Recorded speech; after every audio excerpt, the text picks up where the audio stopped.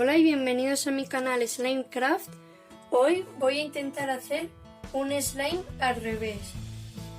Como sabréis por los vídeos de Cubifeber 6, que es mi otro canal, sabréis cómo se hace un slime. Primero la cola blanca, luego el colorante, luego va lo que queréis echar como bolitas, a ver si queréis añadir purpurina y todo eso, pero no voy a querer. Y la espuma de afeitar, bueno, la espuma de afeitar va después de la cola blanca y antes del colorante y las bolitas. Y el activador, ¿no? Ese es el orden normal. Pues hoy vamos a hacer lo mismo, pero al revés.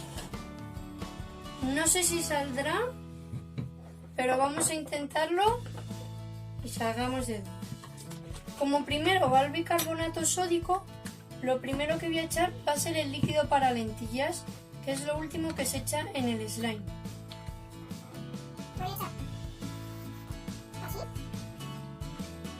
No sé si se verá en cámara, pero lo voy a acercar un poco. ¿Veis esa huilla? Pues ese es el líquido de lentillas. Ahora voy a echar un poco de bicarbonato. No. Ahora lo que tengo que echar son las bolitas. Madre mía, qué mal me va a salir. Ya está.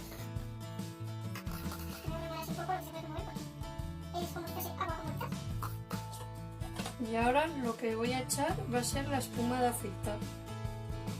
Porque esto es un fluffy slime que son mis slimes favoritos.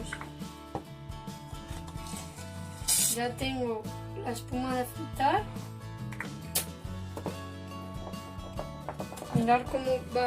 Mirar cómo va esta asquerosidad. Se me había parado el vídeo. Voy a removerlo. Bueno, parece normal de momento. Y ahora lo que falta por echar es la cola blanca. No consigo abrir la cola blanca, así que la voy a echar con este pequeñín. Voy a tardar más, pero para vosotros será un segundo. Al final lo he conseguido abrir, aunque aún así ya había echado esto con este pequeñín, pero ahora ya puedo echarlo con el grande. ¿Sí? Después de un largo sufrimiento y bastante líquido de lentillas ya lo tengo hecho. Bueno, a ver, mucho sufrimiento no es, pero me he pasado de cola blanca, entonces he tenido que echar más líquido de lentillas. Pero yo no sabía que iba a funcionar el slime al revés.